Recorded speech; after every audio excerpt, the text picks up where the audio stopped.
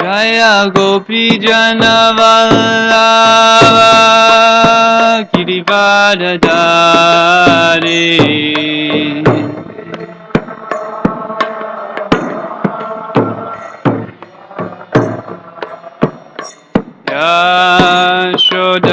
Yashodanandana Vrajajanaranjana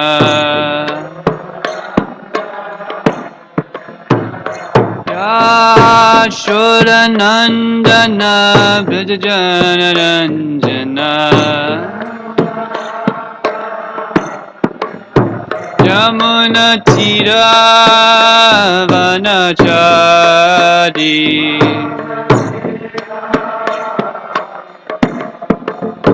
Yamuna Tira Vanachari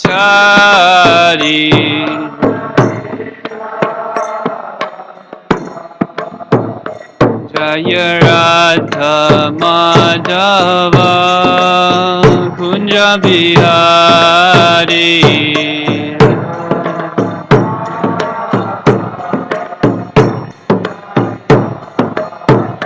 Jaya Radha Madhava Kunja Bihari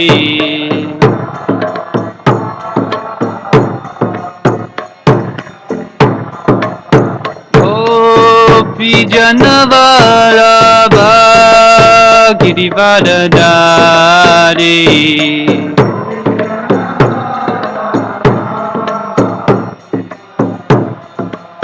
Jaya Gopi Janavallabha Girivardhari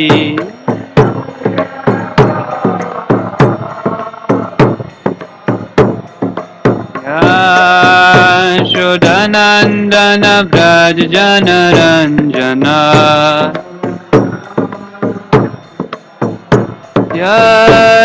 Yashodanandana Vrajajanaranjana Yamuna Tira Vanachari Yamuna Tira Vanachari Jaya Radha Madhava Kunja Bihari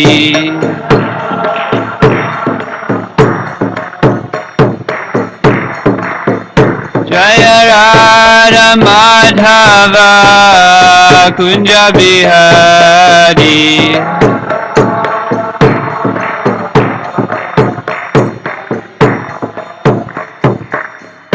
Hare Krishna Krishna Krishna Hare Hare Hare Rama Rama Rama Hare Hare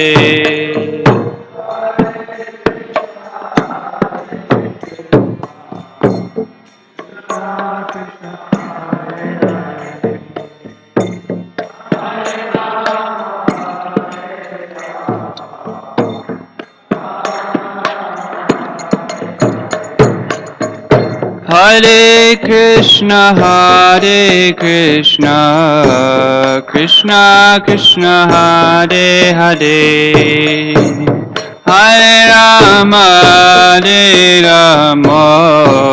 Rama Rama Hare Hare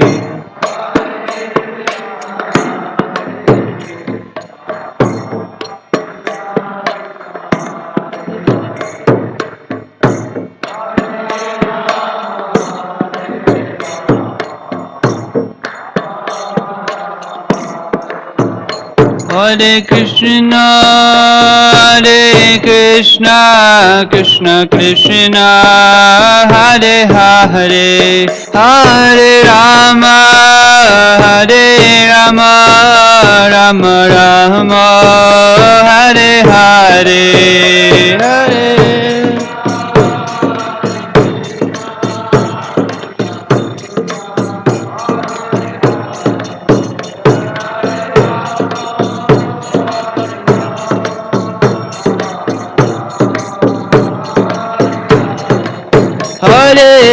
Krishna, Hare Krishna, Krishna Krishna, Hare Hare, Hare Rama, Hare Rama, Rama Rama, Hare Hare, Hare.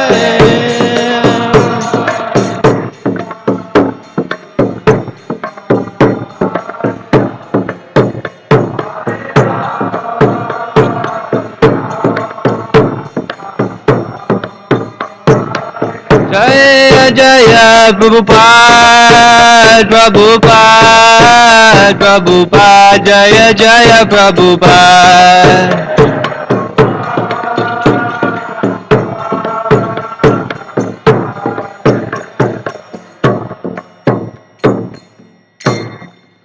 Srila Prabhupada ki.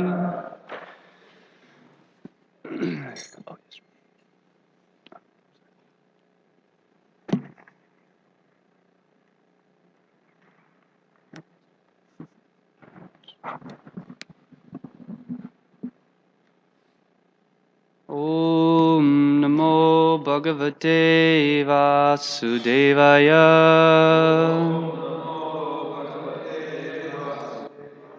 Om Namo Bhagavate Vasudevaya.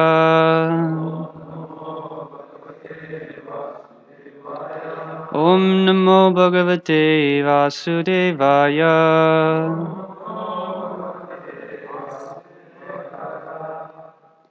Continued readings from Granthara Srimad Bhagvatam, 5th Canto, 19th chapter, text 14.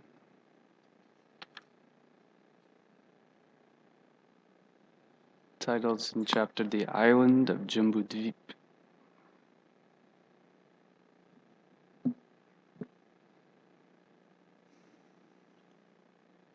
Yathai kilaku shumika kamalampata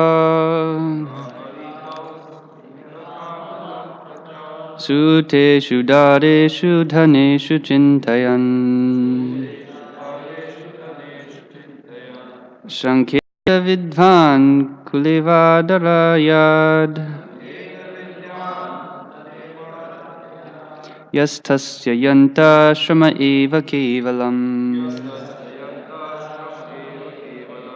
Yathaiki kamushika kamalampata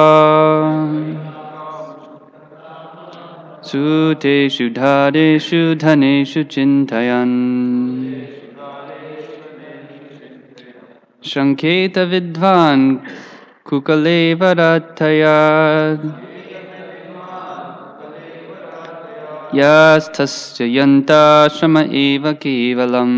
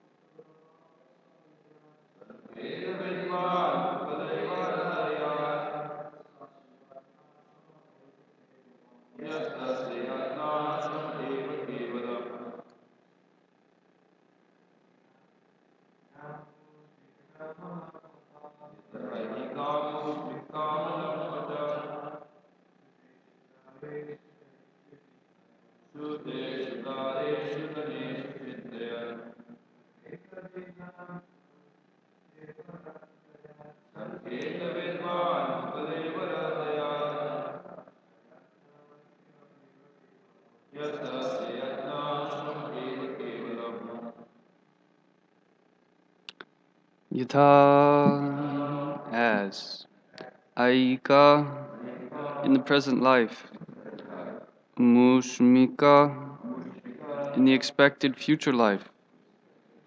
Kamalampata, a person who is very attached to lusty desires for bodily enjoyment.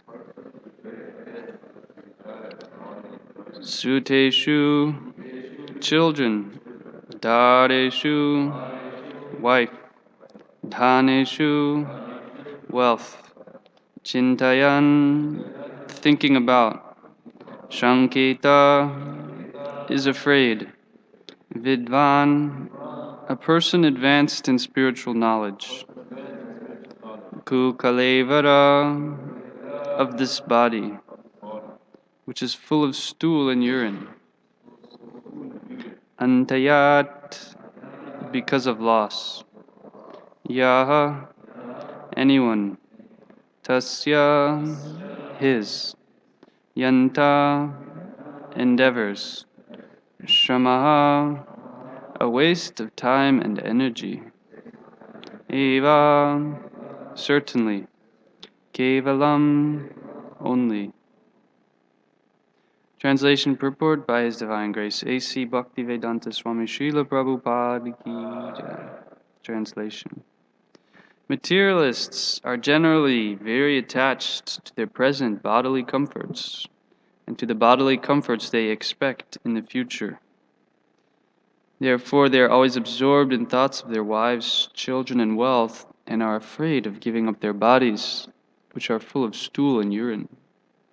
If a person engaged in Krishna consciousness, however, is also afraid of giving up his body, what is the use of his having labored to study the Shastras? It was simply a waste of time. Purport: at the time of death, a materialist thinks of his wife and children. He is absorbed with thinking how they will live and who will take care of them after he leaves. Consequently, he is never prepared to give up his body. Rather, he wants to continue to live in his body to serve his society, family, friends, and so on. Therefore, by practicing the mystic yoga system, one must become detached from bodily relationships. If despite practicing bhakti yoga and studying all the Vedic literature, one is afraid of giving up his bad body, which is the cause of all his suffering, what is the use of his attempts to advance in spiritual life? The secret of success in practicing yoga is to become free from bodily attachments. Srila Narottam Das Thakur says, Deha smriti nahayara samsara bandhana kahantara. One whose practice has freed him from the anxieties of bodily needs is no longer in conditional life. Such a person is freed from conditional bondage. A person in Krishna consciousness must fully discharge his devotional duties without material attachment. Then his liberation is guaranteed. Om Jnana Timirandasya Gyananjana Shalakaya Chakshurun Militam Yena Tasmai Shri Gurave Namaha Shri Chaitanya Manobhishtam Stapitam Yena Bhutale Swayam Rupa Kadhamayam Dadati Swapadantikam Vancha Kalpa Tarubhyascha Kripa Sindubhya Evacha Patitanan Pavanebhyo Vaishnavebhyo Namo Namaha Jaya Shri Krishna Chaitanya Prabhu Nityananda Shri Advaita Gadadhar Srivasadi Gaura Bhaktavinda Hare Krishna, Krishna Krishna, Hare Hare, Hare Rama, Rama Rama, Hare Hare. Translation repeated. Materialists are generally very attached to their present bodily comforts and to the bodily comforts they expect in the future. Therefore, they are always absorbed in thoughts of their wives, children, and wealth, and are afraid of giving up their bodies, which are full of stool and urine. If a person engaged in Krishna consciousness, however, is also afraid of giving up his body, what is the use of his having labored to study the Shastras? It was simply a waste of time. So, very nice verse, very important principles that we'll try to just take a look at. And if we have time also, I was thinking of maybe covering the next verse as the last in this section of prayers. And these are also being directed to Nara Narayan Rishi. We were hearing these continued prayers explaining his position as the most powerful saintly sage the Supreme Personality of Godhead. Although having accepted a material body, he's unaffected by bodily tribulations. And last class we were hearing the explanation of the process, how yogis give up the material body with full detachment simply by placing their minds on the lotus feet of Krishna. That is the perfection of yoga.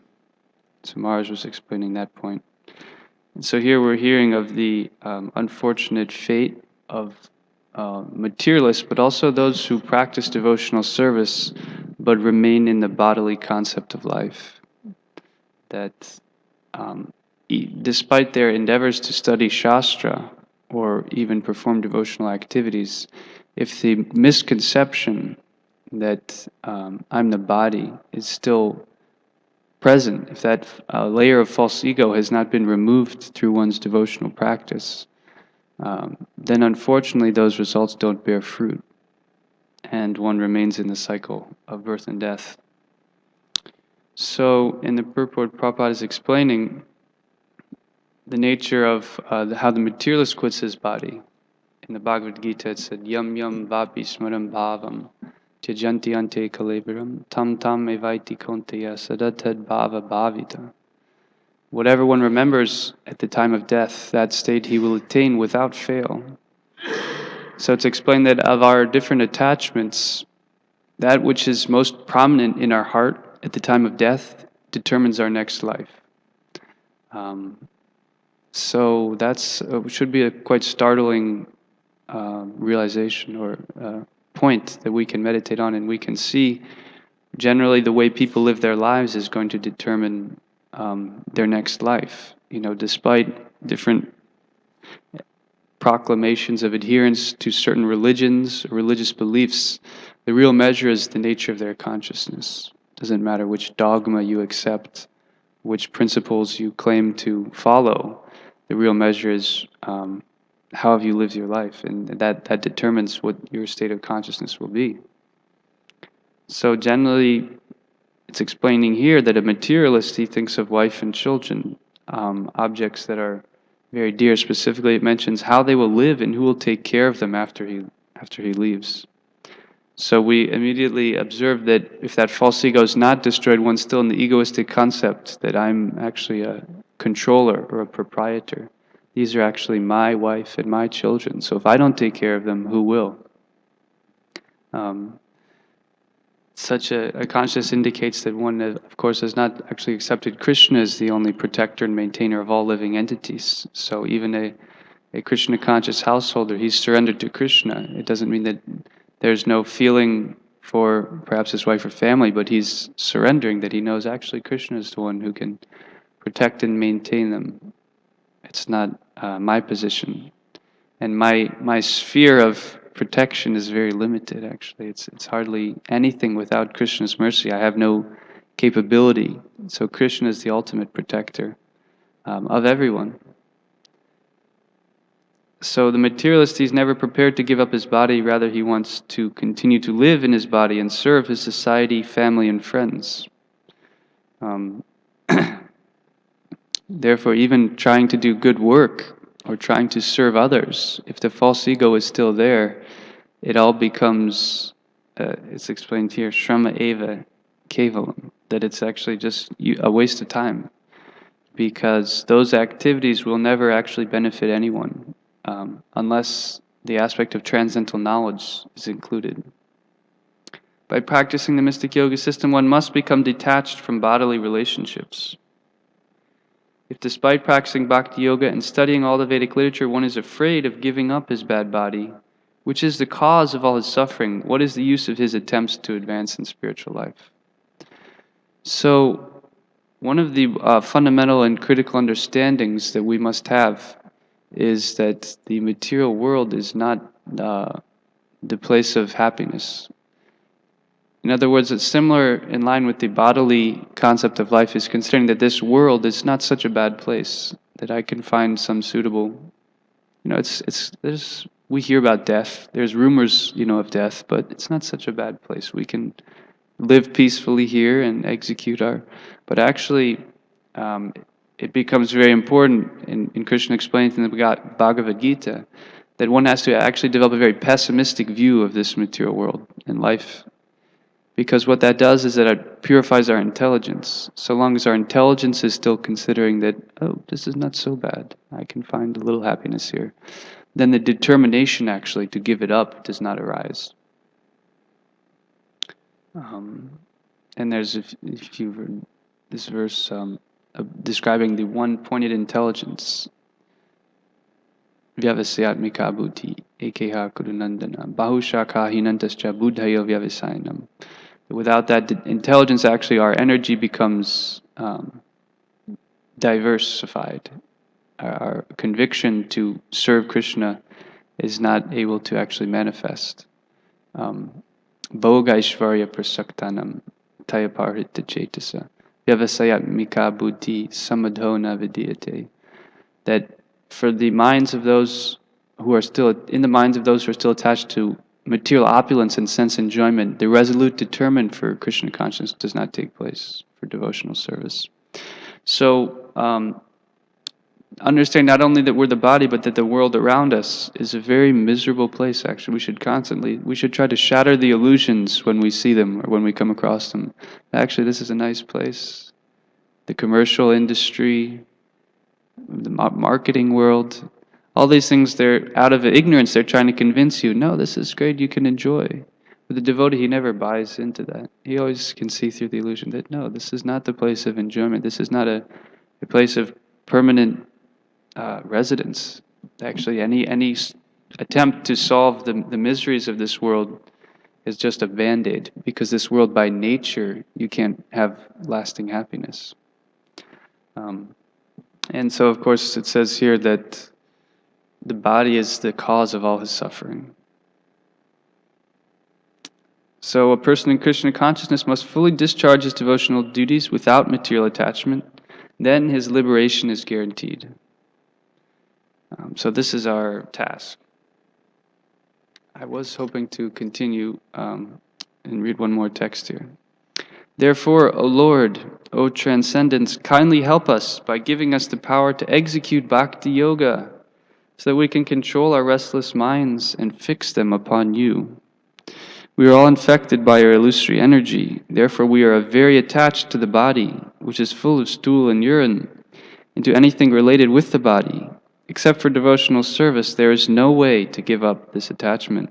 Therefore, kindly bestow upon us this benediction.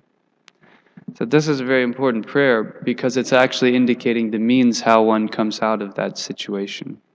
That actually, unless one humbly petitions the Lord, begging for His mercy, then one remains in this bodily conception, life after life. Purport: the Lord advises in Bhagavad Gita, Manmana Bhavamad Bhakto Madhyajimam Namaskuru.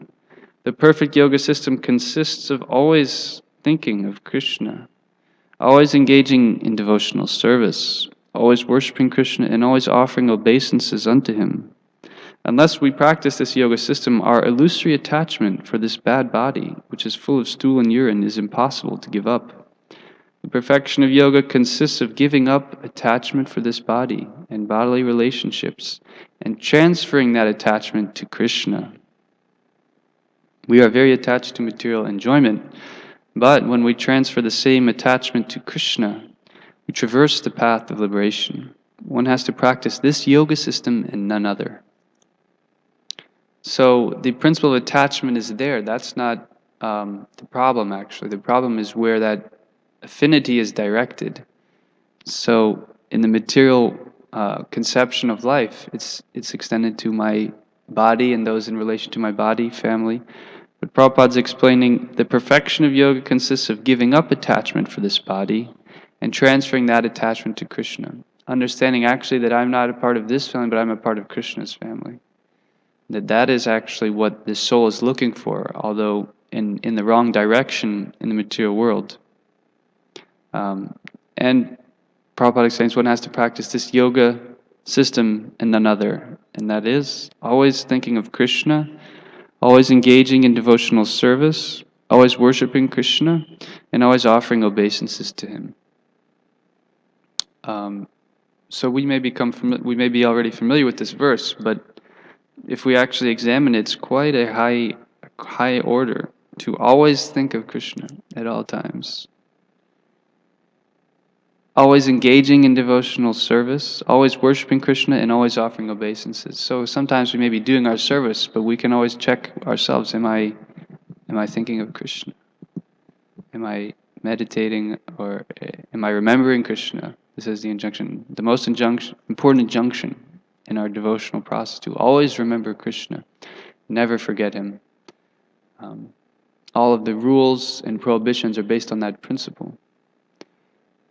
And here we're hearing actually the means how we can do that is actually by humbly petitioning the Lord. Please kindly help us by giving us the power to execute Bhakti Yoga so that we can control our restless minds and fix them upon you. Without the Lord's help, we can't actually complete the yoga. It's impossible to control our own mind. So I wanted to just take a look at the Krishna book, because as we're hearing that we have to fix our mind on Krishna. So we all appreciate hearing the pastimes, but I have a question. Is that I was hearing, what is the sign of an advanced devotee? How can you tell who is an advanced devotee? It's a question we can answer. Yes. Well, the question is an advanced devotee, so sure, you could say Uttamarikari, but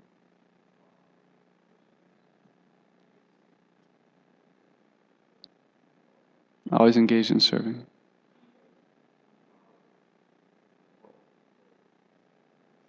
Okay. Very nice. Okay, back to Luke. Mm-hmm. Yes. Anything else? Any other ideas? Yeah. Doesn't waste time, right? What else? He's tolerant. Okay. He talks about nothing but Krishna. Okay, very nice. Anyone else want to share? No? These are all, of course, very good answers. But I was hearing a class wherein it was explained that actually the measure of an advanced devotee is one who has great eagerness to hear about Krishna. That this is how we can determine our advancement, based on the degree of our eagerness to hear Krishna Katha. So, just continuing with this theme of one should always meditate on Krishna, I thought I might just share maybe one quick pastime, because this is helping us cultivate a means of transcending the bodily concept of life by remembering Krishna. And we'll read one commentary also. Now, even in the introduction to Krishna book, Prabhupada is, you can perceive how much Prabhupada has taste for hearing Krishna Katha. Of course, he translated all of these literatures in great ecstasy. He said, my purports are like my ecstasies. So you can see by the life of Prabhupada how much taste he had. So if we just lend our ears to hear from Prabhupada, we're hearing this nice point that the ruchi, Jai Jagannath was mentioning, that the ruchi is injected actually by the sadhu, because he has actual taste, that he can give the taste which affords faith. We can't develop faith without taste. So when an advanced devotee is speaking, it's imbued with his taste for the subject matter. So just by hearing that, we also get a little bit of that mercy.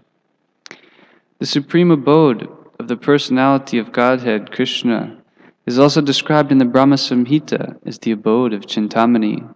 That abode of Lord Krishna, known as Goloka Vrindavan, is full of palaces made of touchstone. There are trees called desire trees, and the cows are called Surabhi. The Lord is served there by hundreds and thousands of goddesses of fortune. His name is Govinda, the primeval Lord, and he is the cause of all causes. There the Lord plays his flute. His eyes are like lotus petals, and the color of his body is like that of a beautiful cloud. On his head is a peacock feather. He is so attractive that he excels thousands of cupids. Lord Krishna gives only a little hint in the Gita of his personal abode, which is the supermost planet in the spiritual kingdom.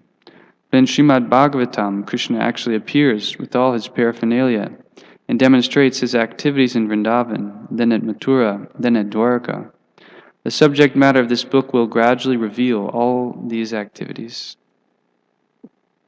And one area that I wanted to take a look, one pastime that is very familiar to us, but in relation to one thing in the verse, I thought I might just read a little bit of the killing of Dhenukasura and see how this relates to this verse that we're reading. So it's kind of a short pastime, but in this way, Sri Krishna, along with his elder brother Balaram, passed the childhood age known as Kumara and stepped into the age of Poganda from the 6th up to the 10th year. At that time, all the cowherd men conferred and agreed to give those boys who had passed their 5th year charge of the cows in the pasturing ground. Given charge of the cows, Krishna and Balaram traversed Vrindavan, purifying the land with their lotus footprints.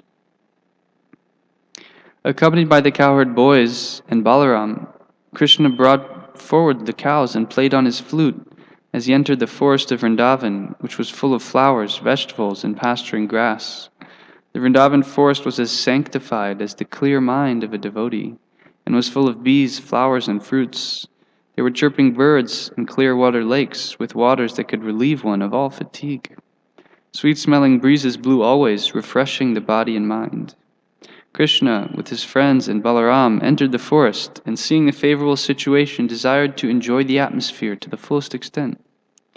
Krishna saw the trees overloaded with fruits and fresh twigs, bending down to touch the ground as if welcoming him by touching his lotus feet. He was very much pleased by the behavior of the trees, fruits, and flowers, and he began to smile, realizing their desires. In this way, Lord Krishna and Balaram began to enjoy the residents of Vrindavan to their full satisfaction as they herded the calves and cows on the bank of the Yamuna. In some places, Krishna and Balaram were accompanied by their friends. The boys were singing, imitating the humming sound of the drones, and accompanying Krishna and Balaram, who were garlanded with forest flowers. While walking, the boys sometimes imitated the quacking sound of the swans in the lakes. When they saw the peacocks dancing, they imitated them before Krishna. Krishna also moved his neck, imitating the dancing and making his friends laugh.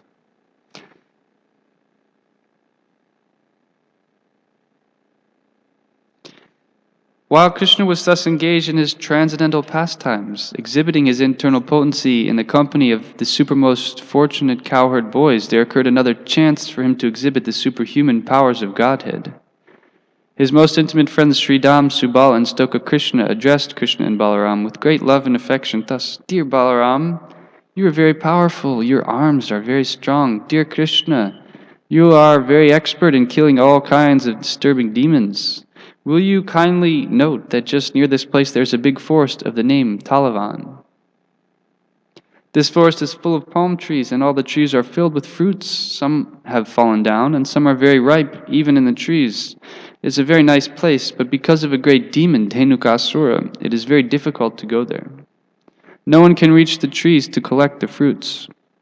Dear Krishna and Balaram, this demon is present there in the form of an ass, and he is surrounded by similar demon friends who have assumed the same shape. All of them are very strong, so it is difficult to approach this place. Dear brothers, you are the only persons who can kill such demons. Other than you, no one can go there for fear of being killed. Not even animals go there, and no birds are living there. They have all left. One can only appreciate the sweet aroma that is coming from that place. It appears that up until now, no one has tasted the sweet fruits there, either on the tree or on the ground. Dear Krishna, to tell you frankly, we are very attracted by this sweet aroma. Dear Balaram, if you like, let us go there and enjoy these fruits. The aroma of the fruits is now spread everywhere. Don't you smell it from here?" Of course, they're all pure devotees, so it's not that in the same sense that we desire some sweet-tasting object. Everything is completely spiritual and pure in the spiritual world. Now we'll get to the incident here.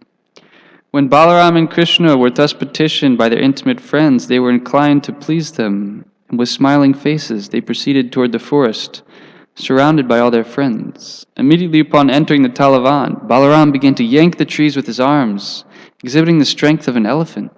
Because of this jerking, all the ripe fruits fell to the ground.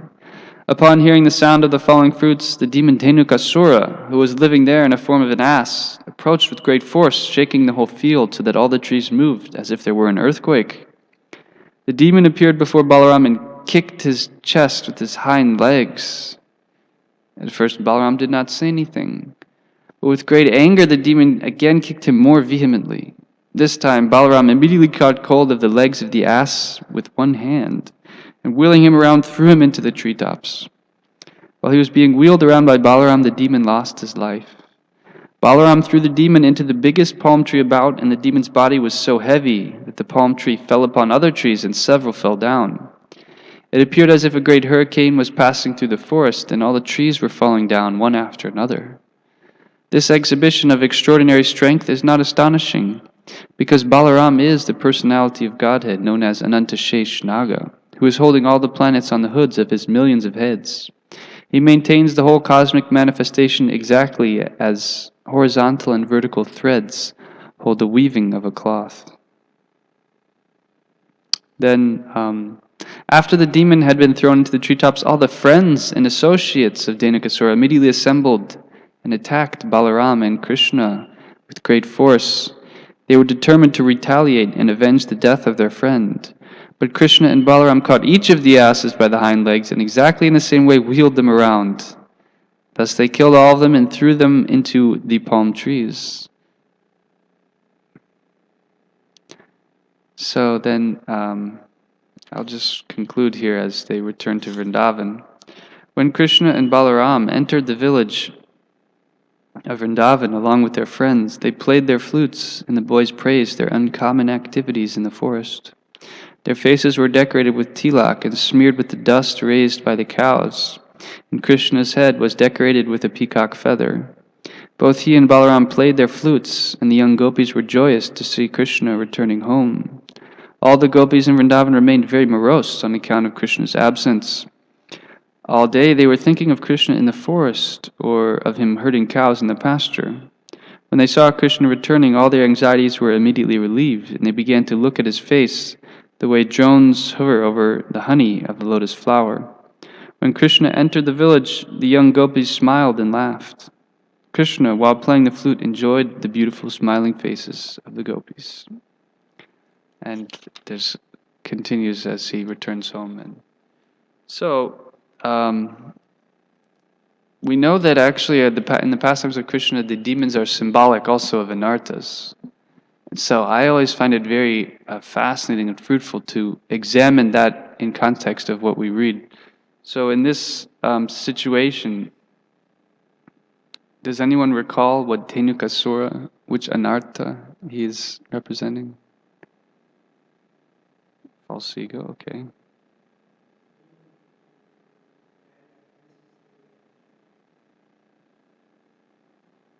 Okay, yeah. So let's see here. Srila Bhaktivinoda Thakur has given some nice explanations, some very important points that we can benefit from. That this demon, Dhenukasura, actually represents gross materialistic intelligence, ignorance of spiritual knowledge. This is what we're hearing, also the bodily concept of life, actually. That materialistic intelligence, when it's not in a state of purification, it's still identifying with false ego. So our intelligence is completely misdirected. Even though, as we're hearing, one can study all the shastras, do all the devotional activities, if the intelligence is still materially directed, if that illusion hasn't been dispelled, then all those activities are useless. Now, what's interesting is that all of Krishna's pastimes, all of the demons that Krishna kills are also in a category, and the demons that Balaram kills are in a separate category. So I'm sure we've heard this before, but it's always fruitful to re-examine this point. Bhaktivinoda Thakur says, the devotee who worships the holy name should first petition the Lord for the strength to cast out all these unfavorable tendencies, and should pray thus before Lord Hari on a daily basis. And all of the other demons are representing different anarthas.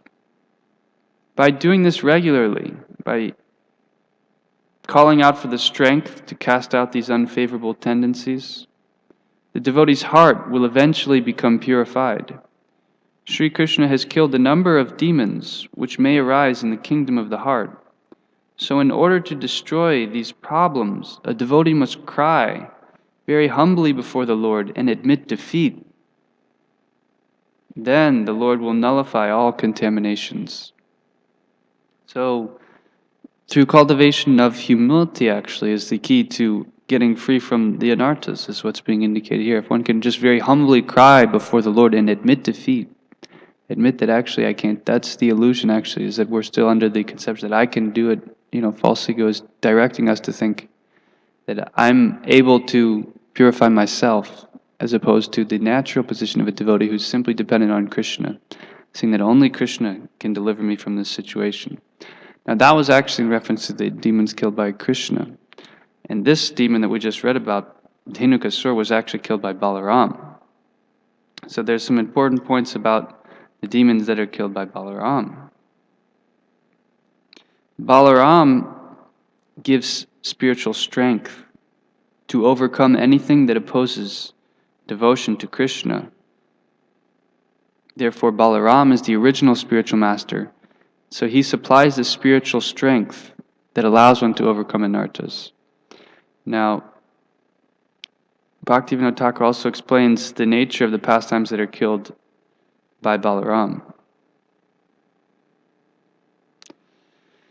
If a devotee cries out humbly and sincerely to Lord Krishna to remove these demonic qualities represented by the demons killed by Krishna, Krishna himself will remove those evils in the manner that we described. But the devotee must personally work to drive out the anarthas represented by the demons killed by Lord Balaram. This is a mystery of Vraj Bhajan. The aspirant must personally remove these strong impediments with his best care and efforts by obtaining the mercy of Krishna. If a devotee's humility becomes very deep and intense, Krishna will be merciful. In that case, the feeling of Lord Balaram will arise in his mind and quickly destroy these demoniac qualities. Then one will gradually improve in his cultivation of bhajan. The ass demon Dhenukasura represents the bad mentality of overburdened load carrying. As Nitha mentioned. So, in context also of the other definition of ignorance of spiritual identity, what could that refer to? Overburdened load carrying. Thinking that I'm the body. Because if I'm considering that I'm in the bodily context, I'm this body, then what a huge burden I just have to carry around. Because we know that's not who I am. But if we're doing even devotional activities, we're carrying that big burden, it's actually taxing our energy. We're not able to engage properly in devotional service because we're carrying this huge burden in this body. That means old age, disease, death, family attachments, all of these concomitant illusions. Dhenukasura causes complete and total ignorance of one's eternal identity. It also stimulates foolish misconceptions about the eternal nature of the holy name. Plus, it misdirects one with delusions about what is actually worshipable. We can see that in the bodily concept. People are thinking many different things are worshipable. Worship family, society, worship materialistic leaders. All these things are worshipable because of false ego. But as a soul, the soul understands actually the only worshipable thing is the Supreme Soul. Dhenukasura and other asses, ignorance of the truth due to idiocy, loss of knowledge of one's spiritual identity, ignorance concerning the non-difference of Krishna and his name, and ignorance of our relationship with Krishna.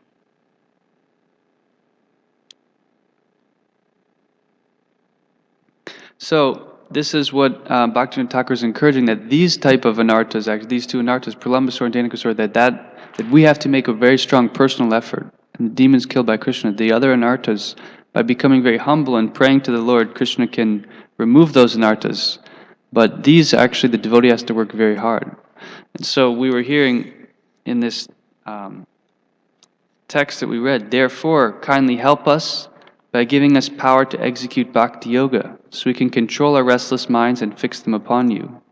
We are all infected by our illusory energy, therefore we are very attached to the body, which is full of stool and urine. Except for devotional service, there is no way to give up this attachment, therefore kindly bestow upon us this benediction. And in the purport we heard, the perfect yoga system consists of always thinking of Krishna, manmana, always engaging in devotional service, always worshiping Krishna, and always offering obeisances. Unless we practice this yoga system, our illusory attachment for this bad body is impossible to give up. So this is, of course, in line with these prayers that have been offered to Narayan, that save and except for devotional service, for always hearing about, always remembering Krishna. That's really the principle, is to always remember Krishna. Without that opportunity, there's no way to get out of this bodily illusion. And therefore, in spite of one's practicing Krishna consciousness, if a person is also afraid of giving up his body, then what is the use of his having labored to study the Shastras? It was simply a waste of time. So just a general encouragement that we continue to try to develop a taste for the pastimes hearing about Krishna, and understanding that that's our responsibility to actually cultivate a real spiritual identity by engaging very strongly in devotional service. And with the mercy of Balaram, actually, petitioning the Lord for his mercy to remove anarthas, and anticipating the strength of Balaram to come into our life, because by Balaram's power, then the anarthas can be removed, actually. So I'll just stop there, and I appreciate everyone's attention. I apologize for, the shortcomings of my classes. Hare Krishna. Any questions or comments? Terence Rue.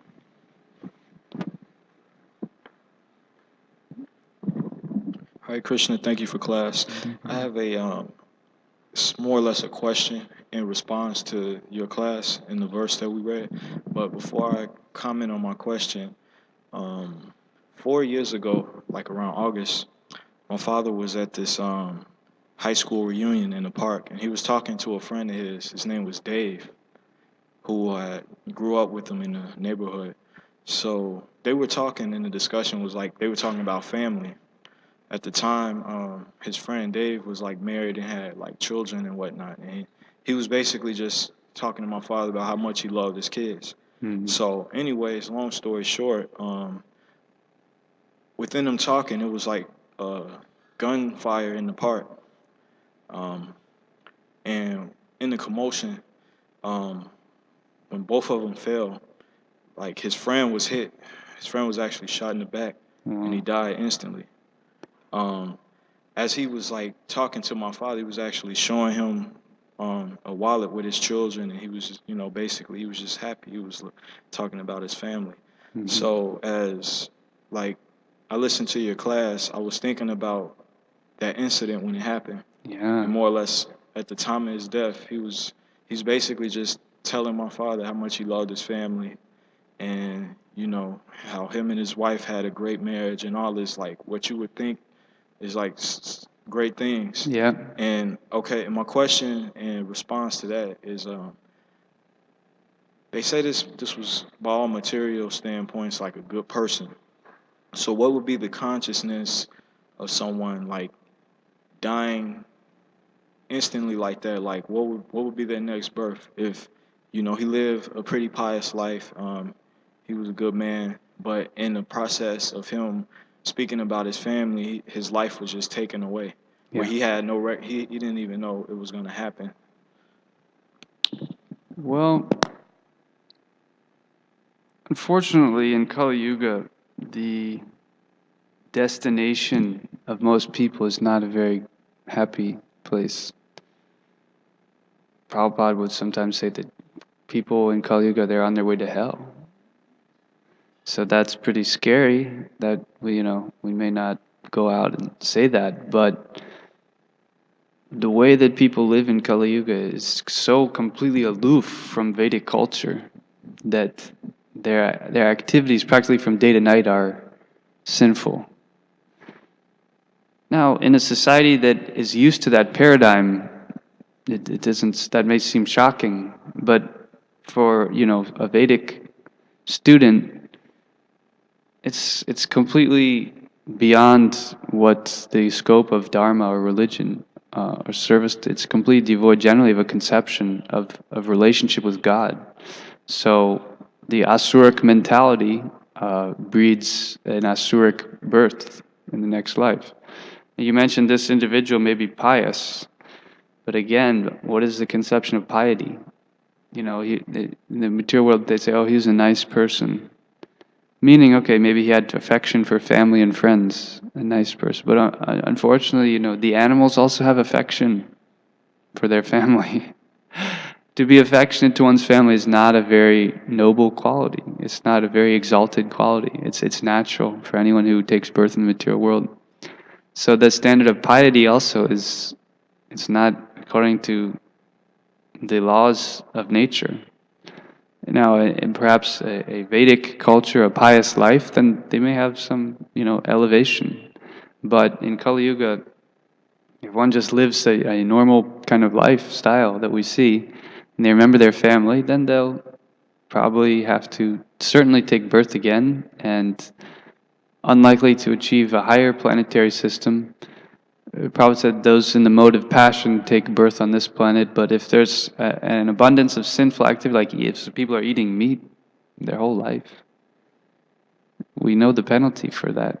So generally there's going to be some punishment that the soul may have to undergo, and then perhaps taking birth based on how they live their life in either an animal or human form. Yes, so it's very scary actually. This is very sobering. This is the problem, that the ignorance is, it's so subtle that it just covers our intelligence. We don't even consider like the gravity of the situation. People think life is just some, the laws of nature are so strict though, they're merciless. And just now we're just beginning to wake up actually, a lot of us. We're just beginning to like open our eyes for the first time. We've just been sleeping in ignorance for so long. We never even consider what's going to happen after this life, or yeah, everything's going to be fine, or even in modern religions, you know, but they're not exactly following. So that's how I feel like we're just coming out of this sleep and just opening, like, wow, we're in a very serious situation. The on the other side, the power of Krishna consciousness by one who just takes up the principles, four regulative principles. You're avoiding sinful activity if you engage in Krishna's service. Just by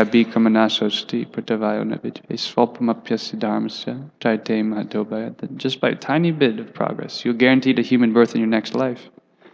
And if one who actually tries to realize God, they're guaranteed birth in a Shuchi or Srimad family, the family of a pious person, or an aristocratic situation where they can continue their progress. So therefore, then that's our mission, that's part of our duty actually, that people don't know what their situation is. So Prabhupada's whole mission is let everyone know. You know, don't just keep the knowledge for ourselves.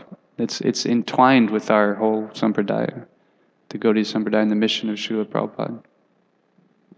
And the chanting of the holy name, of course, is the most powerful and the prominent point of propagation.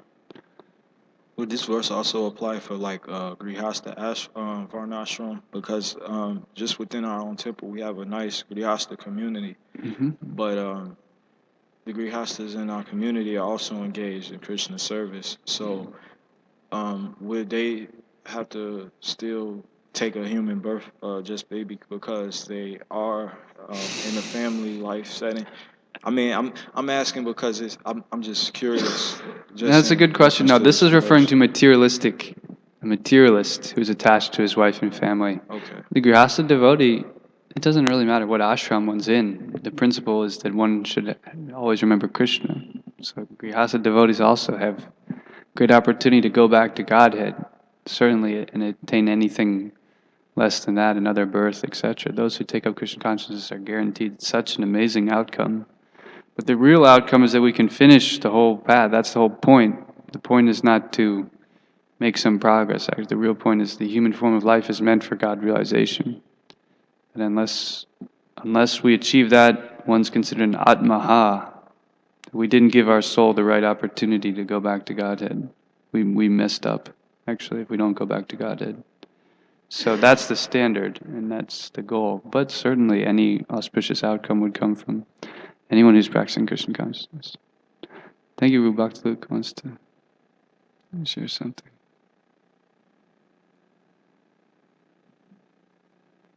Hare Krishna.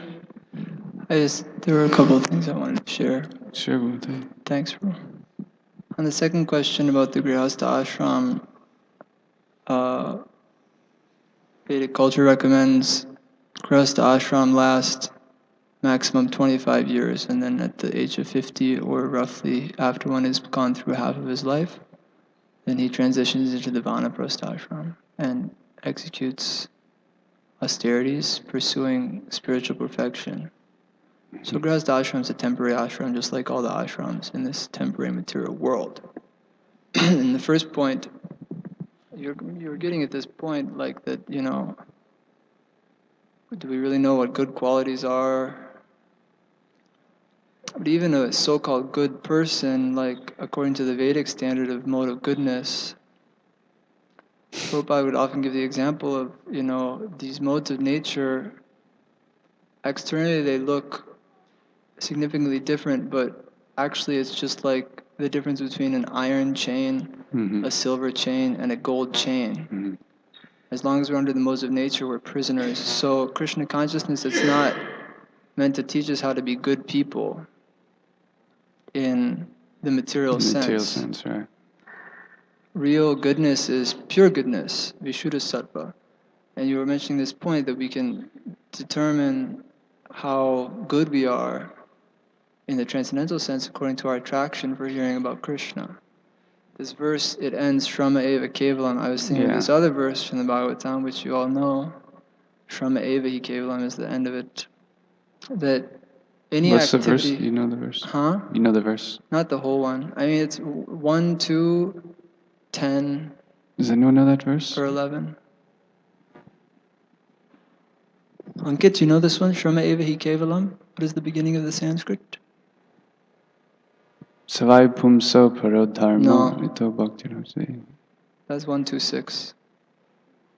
You want to look it up? It's Srimad Bhagavatam 1, 2, 10 or 11, something like that. Yeah, I didn't look at the Sanskrit till just when I read the verse. Yeah. So I didn't see it before, but I was also thinking of that. So anyway, this Shrama Eva Hi Kevalam. So Shrama means useless.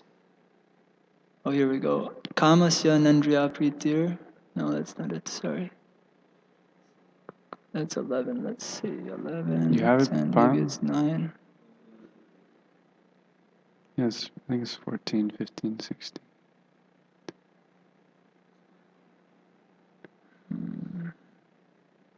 Let's see.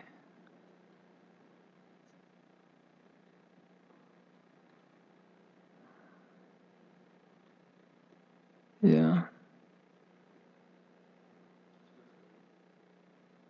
What is it? Yeah, can you read it?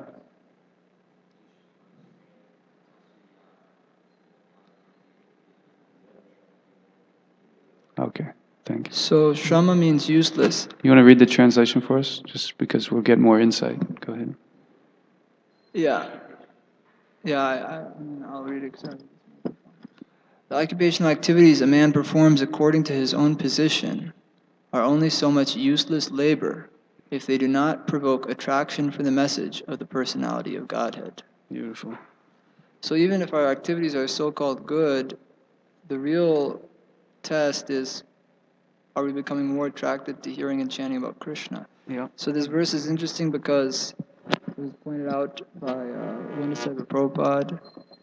Shrama means useless. Eva means certainly. He also means certainly. And Kevalam means only or exclusive.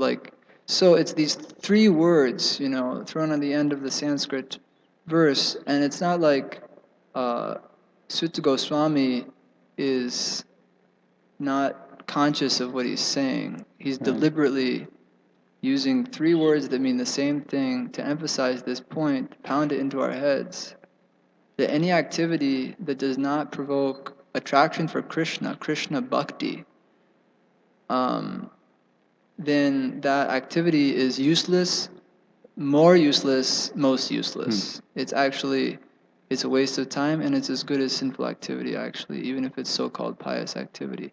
We were hearing, I think, recently from Jamuary, who was mentioning this point, harmful welfare activities. Like in the name of helping somebody, you're just contributing to their birth and death, repeating birth and death in the material world. So it's an important point. Anyway, thanks for... Yeah, I think our philosophy requires a little adjustment time before we can, because we come out of the material world, and if we hear these things right away, we're like, what? What are these people are just crazy? They're so fanatical. But then you just start practicing, you're like, yeah, this is definitely how it is. Everything else is total nonsense. There's that period that we go through where like, okay, yes, I can kind of roll with this. That's the fact. It's useless. So for people who are a little bit more intellectual, Krishna gives the example that the body is just like clothing. So Prabhupada gives that nice analogy, if there's a person drowning and you save his clothing, then what good does that do the person? So for persons who are a little bit intelligent, then I don't think it's too, you need to like wait before you can reveal this fact that real welfare activity is assisting the soul. Yeah, that's certainly a very important intellectual point, but I do think that it requires actually not just intelligence but piety. Like if you go to U Chicago or any of these prestigious schools, that they have intelligence, but because they don't have a pious and they may not have piety credit, so it just sounds completely absurd. If you go to these humanitarian centers, now if they have, but even just on the level of intelligence, yeah, if one's smart, if one has brains, Prabhupada would say that if you have brain, you can understand, but I came to give you brain, because even so many intelligence degrees still, like we would say common sense for devotees, it's just common sense. God exists, people are saying there's no God. One reporter, sorry, this is my last comment, and I'll give it to Prabhu. He told one reporter, we are preaching the truth, and if you are truthful, you will accept it. Yeah. Unfortunately, we see Manusaham Sahasrashu, out of many thousands, maybe a truthful person. I think, though, we should, just to keep the schedule, we'll have to stop here. You please comment later if you like. Shkuntara Srimad Bhagvatam ki jai. Srila Prabhupada ki jai. Thai Gaur Premanandi.